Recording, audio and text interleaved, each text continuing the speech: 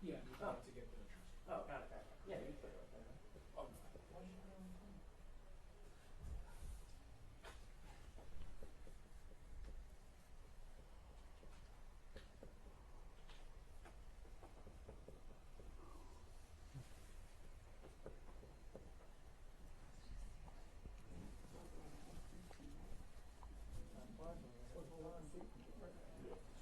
Everybody's camera good?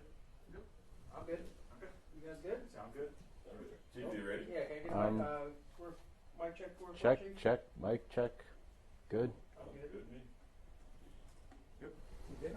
Everybody good? Yep, perfect. We're good. We're rolling. All right. Good morning. We're here today to announce the arrest of Dr. William J. Murdoch out of Michigan for obscene communication with intent to solicit parent or guardian for sexual contact with a child. Investigation began in June of this year, where the suspect contacted one of our detectives who were interacting on a chat app, posing to be a parent of children, and he spent some time establishing rapport and ultimately planned with the detective to establish a relationship with a 5-year-old daughter for sexual contact. This time I'll take any questions. What does that mean? Which part, ma'am? What he was doing on the chat? He is somebody who is looking to develop a relationship with a parent so that he can access their child for sexual contact. Now, how did the detective know to talk to this doctor? Like, how did that play into The detective creates a profile that certain people would probably find appealing and attractive, and they allow the predators to come to them.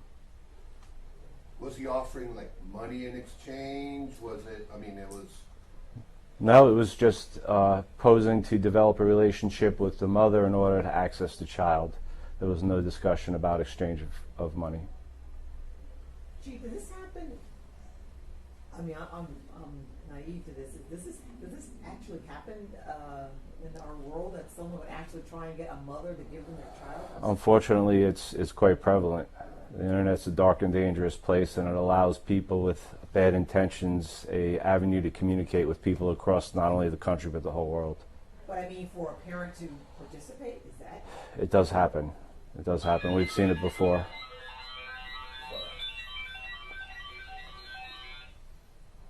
sorry. Again, you said it does happen with parents participating. I think it's a lot more common than you might think.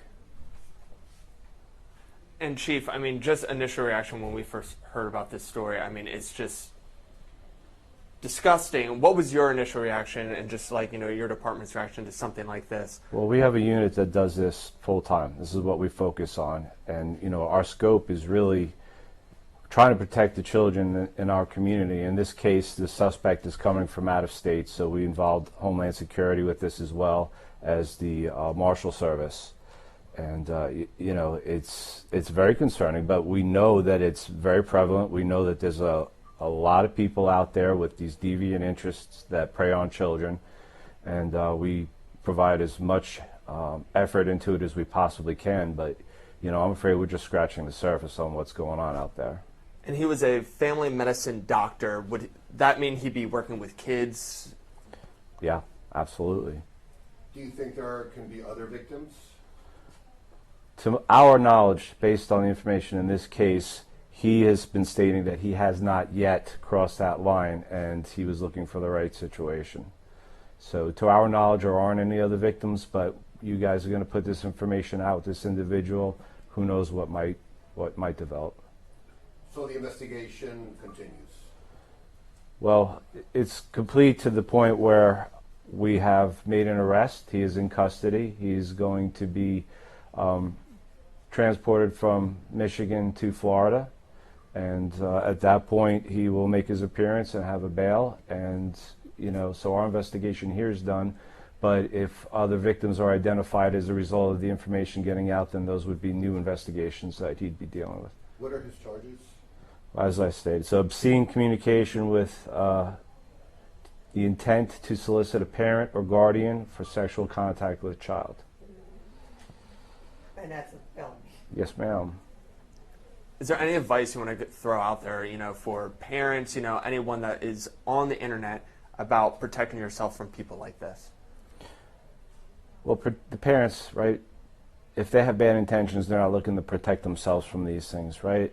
So any decent parent, which, I think there are a lot of parents in this room, this type of approach would really be offensive. If they're approached by somebody with this type of intention, they need to report them right away. That would be the first step. But more importantly, imagine your children or these children on the internet by themselves without a parent. And when the kid gets online, look at the chat apps that your children have and who they're talking to. Make sure you have access to their devices and you're aware of what conversations are being had, because children are susceptible and they're online every day and there are predators out there looking to take advantage of them. Was he explicit about what he wanted to do with his 5-year-old? Extremely explicit, yes. Can you go into some of it without? It's very disturbing, sir. He wants to do some pretty awful things that should only occur between adults. And he's talking about doing it to a 5-year-old girl. And he was willing to come to Florida to do this? He was willing to travel, spend some time, develop a relationship. He wanted to establish himself as a father figure within the home for the express purpose of having sexual contact with a 5-year-old girl. Just for clarification, did the detective who was posing as this mom pose as someone who lived in Michigan or lived in Florida or somewhere else? Lived here in Florida. He was willing to travel to Florida to establish this relationship and have sexual contact with a 5-year-old girl. So you had enough evidence to arrest him over there, but also could have you gone ahead and make him come here and arrest him here? We had a similar case in Boynton Beach 2 days ago. Absolutely could have. The problem being, you want to get, once you establish probable cause and have a warrant, you want that person taken into custody. God forbid there's another victim or somebody else that he's grooming. You need to make sure that you get him, you protect the public as quickly as possible. When do you think he's going to be transported here? They have 18 days to extradite him to Florida. He cannot be released. Prior to that, he must get here and face the judge. Chief, the cases like this, so they keep your forensic team busy? Extremely busy, yeah. We get literally hundreds of tips every week, and we look for the most egregious and dangerous ones and start working them and vetting them out. But honestly and truly, like I said, we're scratching the surface. We can't possibly, and other law enforcement agencies, we just can't possibly get to everything that's out there, and it's very concerning. Has your department been noticing more cases with figures of power, doctors, people who are in positions of authority? Have you been noticing more cases like that recently?